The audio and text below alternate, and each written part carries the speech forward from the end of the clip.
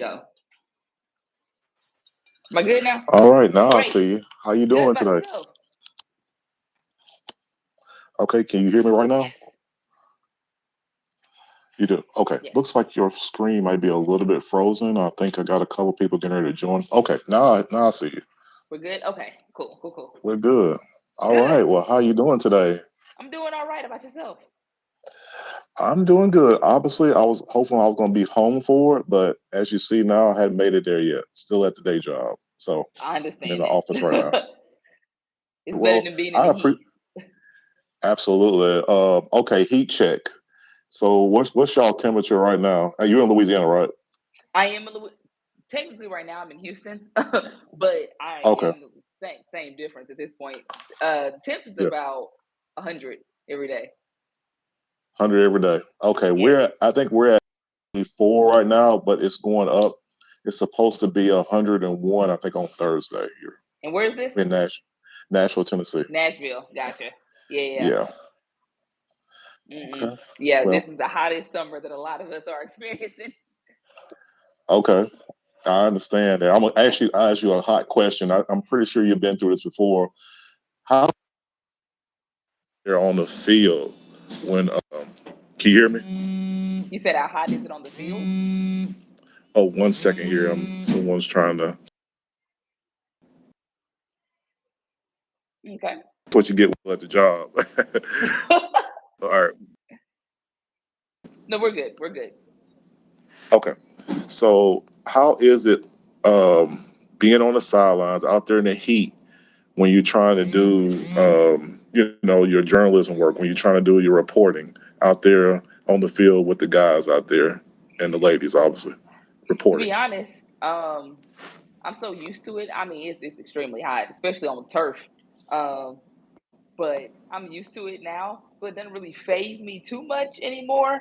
Of course, I like the night games. Um, those are a little better for me, but no, it's hot. You can't really just kind of dress appropriately and stay hydrated as much as possible. Let's see here. You kind of had a little. Can you hear me now? Hmm. Yep. You had a.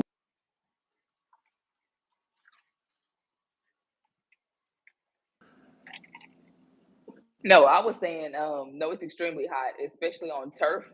So for Okay. college games, um, well, LSU has a grass field, but I take the night games when I can, try to stay hydrated, dress appropriately, um, to, I don't know. It's hot. It's hot. I'm just used to it by now. Well, obviously, I know about the heat. Definitely growing up in a football family, my dad was a football coach, and Hmm. being out there, I'm used to the heat, but you really can't prepare You really for can't. it. You can just hydrate yourself. Hopefully, you have shade somewhere that you maybe will get a break. I know I've seen some of the reporters, uh, which I'm tomorrow Hmm. now,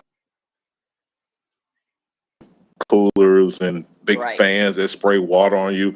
But Hmm. obviously, you didn't have that, right? They don't have that for us old local people. Okay, so they don't provide. So you talking about LSU or pretty much everywhere you I'm go? saying anywhere. No, we don't have the little Oh, misty fans and all of that. They give us water, but nah, we don't have that luxury. okay, okay. Well, I thought y'all might have some luxury down there, but obviously that's not the case. So we learned something No. there. And the Saints, I Okay. mean, I cover them too. So when we're in Metairie, there's a little shade there. But I mean, during game days, it's a dome, so that's the best. Hmm. That press box is an Okay. ice box for sure. Okay. Okay. Well, that's good. Well, at least you got some release somewhere. Oh, somewhere. Somewhere. All all right. So let me get into this here. Okay. Obviously, I'm in Nashville, and we have a young man up here that's came from your area, neck of the woods. I think Louisiana Lafayette. Yep. Eric Gary, right? Yeah. Okay, so these are for the Titan fans here. Now, this is not just a Titans channel. This is an all around channel, but I know I Hmm. have Titan fans. I have my own Titan page as well.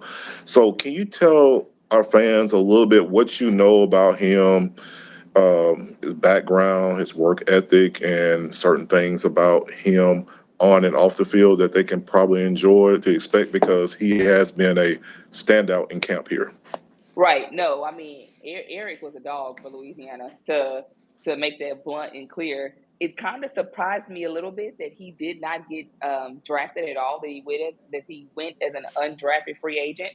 But it's very exciting. It's encouraging, and I know it is for a lot of us here to see how he has been performing at camp. I see clips every blue moon. I saw him make a big tackle the other day in that preseason game. And no, like Eric is really good. He really excelled at punt returns last year. And like I had, spoke with you a little bit, you could tell there were some kickers in the league in the Sun Belt that would try to kick away from him if they saw him in that backfield. He had two house calls last year, and I want to say he had two picks last year too. Um, Okay. um, I know one of those punt returns were against South Alabama, which is a tough team in the conference in the Sun Belt. And I want to say he had a pick against Southeastern, which is a Southland school down here in Louisiana. And no, I mean, just as a defensive guy, as a return guy, as a leader, he really was definitely one of the guys that people looked to and wanted to maybe elevate their game to be like him. Okay, well, perfect, perfect, great answer. And now he did an interview up here, I think yesterday. It Hmm. was for one of the reporters here, and he had a Dolly Parton shirt on. Have you seen that? I saw a clip. I meant to go back and watch it. I was busy at the time. I bookmarked it so I could go back and watch it. Okay, you definitely got to watch that. 'Cause I'm not going to spoil it for you, but it was interesting that you saw him with a Dolly Parton shirt on. He's kind of making himself, I guess, feel fit here because it looks like he has a great chance of making his team. Hmm. Yeah, yeah. Um, and rightfully so for Tennessee. If they're looking for an explosive guy, for a guy that can do well, and in special teams for sure. Yeah, that'd be interesting to see because Tennessee comes to New Orleans for the Saints opener, so that'll be a good little kind of homecoming for him. Right. He's technically from Alabama, but yeah. Okay. All right. Now, he mentioned something in his interview, another one before. He talked about, his size. And the reporter asked him about his size. I think he's standing about 5'8", about Hmm. 175. But what he Yeah. said was one of the greatest answers I heard. He says, I understand what size of him, but I'm on go. So Yeah. if I gotta make the tackle, I'm on go. If I got ball out of backfield, I won't go. If I gotta make this tackle, I don't think about the size. I think about executing the plays. So is that an accurate depiction of him when he talks about how he plays on the field? Oh yeah, yeah. Eric has been a guy who talks with a lot of confidence, but he can back it up as well. So I'm not surprised hearing that because I mean, the saying when people say, he got that dog, Eric Okay. is one of those guys for sure. Okay. So obviously he comes with a great resume and you're backing the resume up by, giving out the words that we need to hear as Titan fans because we do need a punt returner. We do need a kick returner. And we also need somebody that definitely can be a dog in the secondary. And it looks like he fits the measurables of all those things. His size may not be a great case because there have been players his size excel. Hmm. Badgers from that area, and he kind of Hmm. reminds me of him. Is that kind of an accurate player to kind of size him up with that's been in the league for a while? Yeah, I mean, obviously Tyron has been in the league for a while. He's been on some very notable teams. Now he's back home, so he has experience on his side, obviously, and then playing for LSU. So I mean, there's some growth there for Eric. But size is going to always be the thing that comes in question, especially for his position as a corner, as a returner. That's always going to be a question. But I think when you see, and if you even like go back and look at these returns, when you see the fact that he really just kind of goes untouched on a house call or just making a big game to get down the field there, I mean, he can. It seems like he can like see pan out the field, and like I said, go untouched, even with his size, so to speak. Okay. Absolutely. Absolutely. Now, we would definitely like to see him in a two-tone blue here this fall. Obviously, in a Mhm. few weeks, actually going to the Superdome in New Yeah. Orleans. So we're going to kind of go to New Orleans here with a couple of questions, and then we're going to talk about you and your career. Okay. So, what can Titans fans expect for the trip to saying to the deep South down there when they go to New Orleans, like the culture, Hmm. things to say, places to eat. I've been there one time, but I want you as because you're were you born in Louisiana or Yes. Through and through. okay, okay, what Yeah. fans expect when they go down to the NOLA, the Right. Nolia. Well, same thing as we talked about when you first got on. It is hot. It is humid. Hmm. You can expect music on just about every block. So the Dome is downtown New Orleans, and it's the perfect. You get a lot of food places if you're into seafood, if you're into Cajun, if you're into spice. Like New Orleans is great for that. You'll see the guys playing drums on the side of the street. You might hear um, you might hear a brass band down the street, catch you a Okay. second line just randomly. So as far as culture, like I mean, like you'll enjoy yourself for sure. Just make sure Okay. you're Hmm. hydrated. Definitely Uh, hydrated. And I'm gonna say this here: hmm. make sure that you don't venture out too far. Don't go Yeah. in the wrong place. You know, Oh right, yeah. when you be in a place and it feels different. So Right. definitely stay within the city grid down there of things because there's enough down there anyway to do. It's so much. When I was down there, yeah, it's a lot going on, and just kind of enjoy yourself and take it in, and hopefully we can get a win in New Orleans to start out the season here.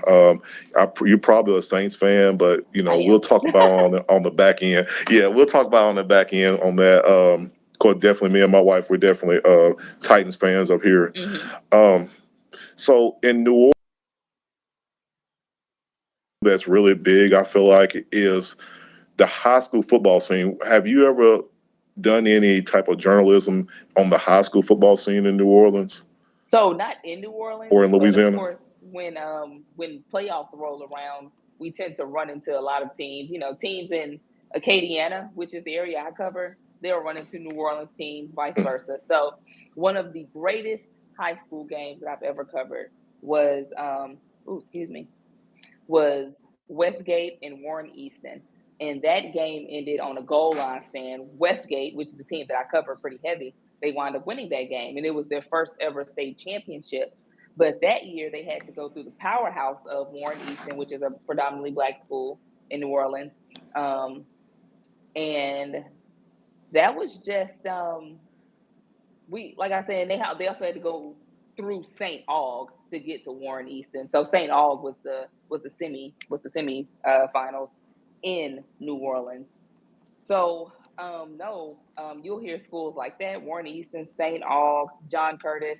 Um, I know I'm missing somebody, but Carr, Edna Carr, those type of schools, and I know I'm missing a lot of them, but Brother Martin is another prestigious school. Um, those schools in New Orleans, they have a lot of history behind them, and they have a lot of winning culture as well. And New Orleans is full of powerhouses. So when a lot of those kids down there do advance to the state championship game, it's usually a home game for them because the dome is right there in their backyard. Okay, absolutely. I do follow high school football a lot. I do follow Hmm. a lot of things, everything Tennessee. I do look venture into Texas and then also in New Orleans. I was really kind of following them a little close because since the Hurricane Katrina came, it kind of spread out people at that time to different schools. I'm Hmm. not sure your age or you are, but what was that like when football had to be spread out? Players had to go to other schools, other states. How was that down there? If you can tell me a little bit about what you know. So I was still a little young at the time, but I had family that did evacuate with Katrina, and it was just the unknown, the uncertainty, because these kids, like for example, have you happened to see in the Cars documentary Algiers America on Hulu? Yes. Phenomenal film. I don't know if you saw the lady running in the back end of that. That was actually me, but that was that game that I was referring Oh, to. Yes, okay. running with the Okay. I'm gonna camera. have to watch it again. Okay. um, Um, that team, that Westgate team, that was covering that game when they won their first championship game. So, anyways, that's actually a really good and clear depiction of what those kids were going through, because a lot of these kids are, unfortunately, football is their lifeline and their get out and their getaway, or whatever, however you want to spin it. And once a hurricane comes in, um, especially in a spot like New Orleans where they're a little more prone to not having a lot, or losing a lot rather. mhm. It's just a fear of uncertainty, unknown, especially after a lot of those kids were super young when that happened. But um, it's like, where do you turn to, And it shifts so much, because then they don't have a home field to practice on, they don't have a home field to play on. It shifts the schedule. Now they got to go up north, or it's just it really is a lot. And for somebody who, we cover football, we understand it, schedules and having to get things together. It's a tough turnaround in a week. Absolutely, absolutely. Now, we're gonna go up the road from New Orleans. We're gonna go into the rivalry between Grambling and Southern. What do you know about that rivalry? I grew up on it. My mom, technically, she got a degree from Grambling, but she comes from a Southern background. Aunt Mhm. went to Grambling. I've covered the Bayou Classic maybe twice, but I usually Okay. go just about every year. I know this is the 50th year, so it's going to be super exciting to see what happens. It was a good game last year until Southern started pulling away with it. Um, and then Okay. they go on to play Dion and them. But no, I mean it's a huge thing out here, especially because it always falls on Thanksgiving weekend. So families, families from generations and generations come out for their game. Okay. Okay.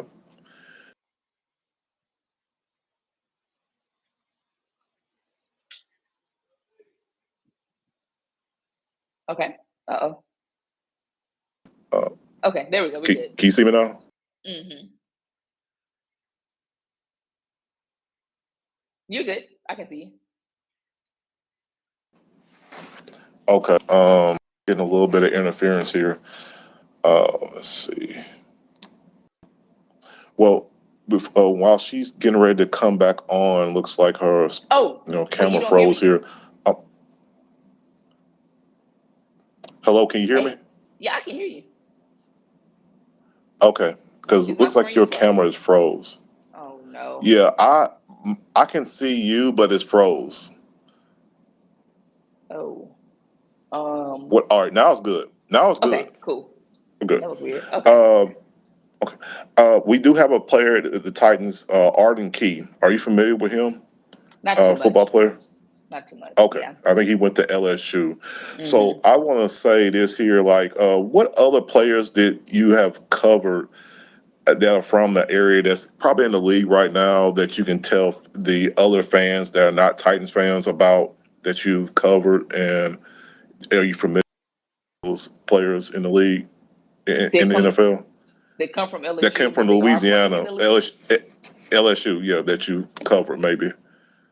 that I have covered. I don't know why he jumps off at me right now, but John Trey Kirkland, he had a big game yesterday in the Saints game.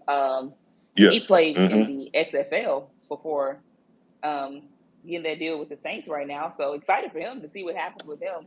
Um, Okay. I've covered the national championship team. So Joe, Jamar, Justin. That was super exciting. Derek Stingley, um, Well, that wasn't a Grant question I was Delpit. going to ask, but okay. All right. So you covered them. So were you on the sidelines at the national championship game, or like, kind of tell me what your involvement was with LSU during that run? So at the time, I wasn't at my current station. I was in another station in Alexandria, which is about an hour up north, and so I was only able to come to three games that season. One of them was Auburn. One of them was Northwestern State, which out of conference game, and then the third one was the Florida game. And obviously covering them, but I had other obligations besides coming to Baton Rouge every week. I got to take care of the home crowd, and of course, I covered the national championship. So I wasn't technically. I went on the sideline the whole time. I'm watching the game from the press box, and it was in the Superdome at the time. So thankfully, I was already familiar with the Superdome. But by the time the game started to wind down, I was on the field by the time the confetti fell Okay. for pre Wow. and post. So it was incredible. Pretty It was an incredible run, unbelievable, and yeah. Okay, well, I was going to kind of combine that. I didn't really know that you covered LSU. Obviously, we learned something from that. I appreciate you giving that, especially during that run, because those are some famous players right now that Yeah. fans can definitely recognize. Jamar and Joe Burrow and Justin Jefferson's, all the guys like that. But that's a segue into what I'm about to ask you about your background here. Mm-hmm. So I know, you're a lady in sports and you're doing your journalism, and I want this to be inspiring to other ladies to let them know that they can achieve things in a sport that's primarily dominated by men. It's just the way it is right now. Right. But can you tell, like, this is something for any young lady that's inspiring to do what you do? Can you kind of give them, like, your resume, your background, and how you got into this? So I first began in media, if you will. Like I have a degree in journalism. I graduated from UL Lafayette. I covered that school in 2017. And the semester before I graduated, there was a position at my previous station in Lafayette to be a morning production assistant. And at the production assistant is anything just basically behind the scenes. You're doing audio, you're doing graphics, you're doing cameras, what have you. So during that time, I was working the morning show. I was going to work at like 3 in the morning, and I would get off, and I probably have about an hour to myself before I would actually go on campus and do my classes. Well, wound up graduating, and I got offered to be a photographer, a photojournalist. I mean, we say photog for short, but a photojournalist. And during that time, I had got with the sports department, and they knew I was interested in becoming a sports reporter. So I would help out with Friday Night Football. Um, any station across America wants help for Friday Night Football. So I would do that. And they told me every time you go to a game, go out there and shoot a stand up. And that is how I learned how to familiarize myself with the camera, learn how to shoot everything on my own, become a one man band, as we call it, or MMJ, which stands for multimedia journalist. And over time, that's how I built my reel. I stayed at that station for about 2 years. I went to a station in Alexandria. I was the only person running the sports department there, but I did it for 2 years and some change. And then I moved back to Lafayette, which I consider my second home. And I've been with my current station for going on my third year now. So essentially, I just kind of grinded it out. I made the best of my opportunities. I didn't really say no to a lot. I learned as much as I could, and yeah, I've had some great experiences. Okay. Perfect, perfect. Now I know a couple things while you were talking. I kind of heard you, but it was a little bit muffled just because of the system, not you at all. But you saying basically grinding it out. There's a definitely you took the probably the general process of actually going through school, learning journalism, and then kind of getting your feet wet by getting different jobs there. Working your way up. Hmm. Now I want to talk to you about where you currently work at now, and what's your position, and what do you do for? I think it's called KATC. Is that right? Yep. Yeah. Okay. I am a news and sports reporter slash anchor for KATC in Lafayette, Louisiana. It's an ABC station. And I mean, I am essentially a sports reporter. Um, we do most of our 95% of the content we do is ours. We shoot it, we report it, we write it, we produce it, then we go in the studio and do it, or we talk from the field or the court, wherever we are in that season. Um, but we essentially do everything ourselves. Of course, we have camera people for when we go live and stuff, but most of the content we piece together is definitely ours. And no, I mean we do interviews, of course. We put together stories, maybe more humanized stories from athletes in the area, coaches sometimes. And we have our Friday night football show for week 0 starting this week. So that is one of our bigger projects. And we do travel well. Like I said, I covered LSU women winning the national championship. I went to Miami to cover UL baseball in a regional. I covered LSU baseball super regional. I didn't get the chance to go to Omaha, um, but we do travel well. We cover the Saints. We cover everything from high school.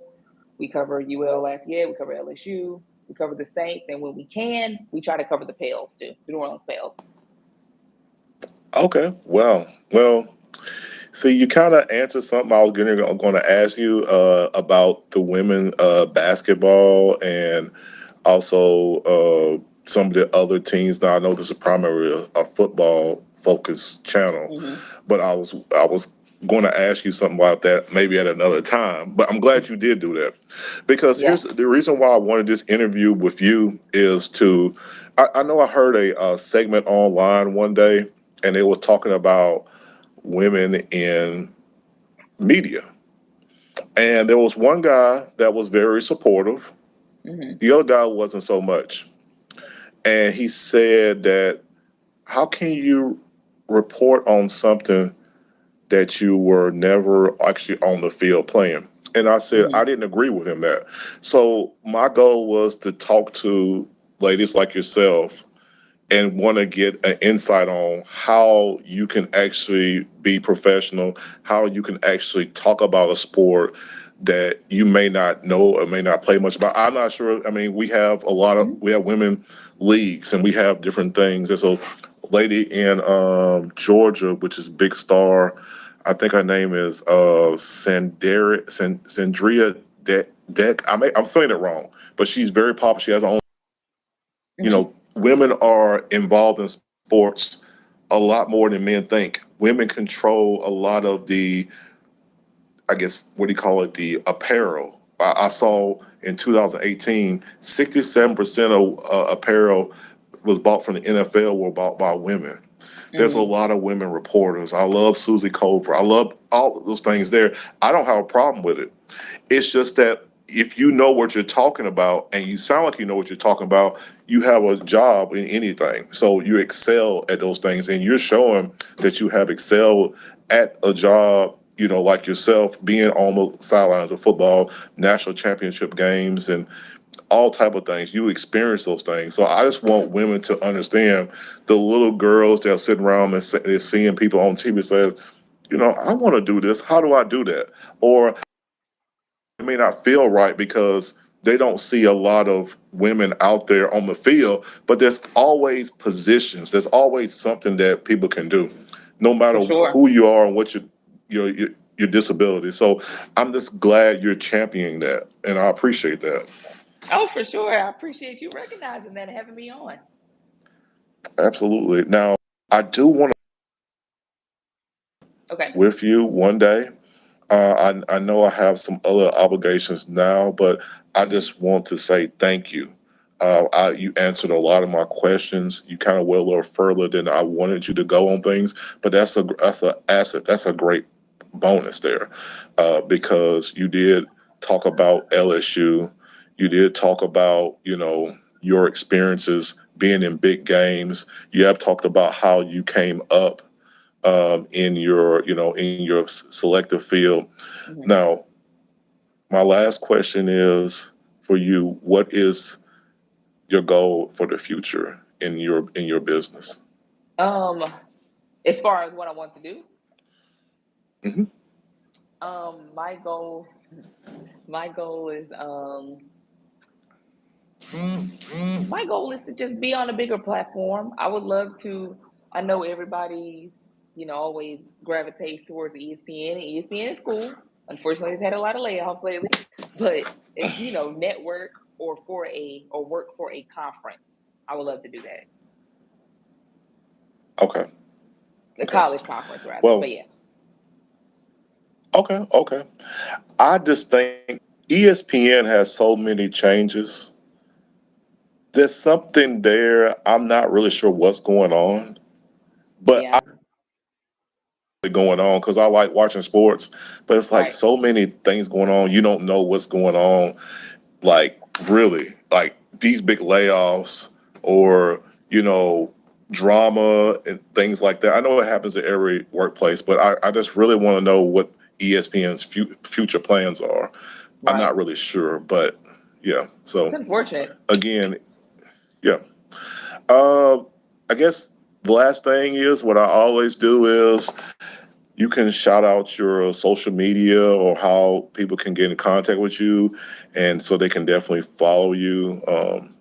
And then I'll also, if you can send it to me, I'll actually post it on my channel, and people can follow you and reach out to you and ask you questions or and see Yeah, what you do every day. sure. So my Twitter is Megan G TV. That's MEAGANGTV. And you can find me on Facebook at Meagan Glover KTC. Okay, perfect, perfect. And again, I want to say thank you for spending some time. We had some technical difficulties here, but we kind of got through it. And I just want to say I appreciate everything that you have done, and we will definitely get this message out. And I'll definitely want to do a follow up with Sure, you later on in the season. I know you're a busy woman, just like I'm busy, so hopefully we can stay connected we'll and figure it maybe out. have another interview. Yeah, we'll get it. We'll get it together. Yeah, sounds good. Again, I'm actually thank. about to head to an Astros game, so pretty excited for that. Oh, okay. Well, I don't want to hold you up, but thank you Oh no, again. you're fine. Thank you. Have a good one. Okay. All right. You too. Bye. Bye.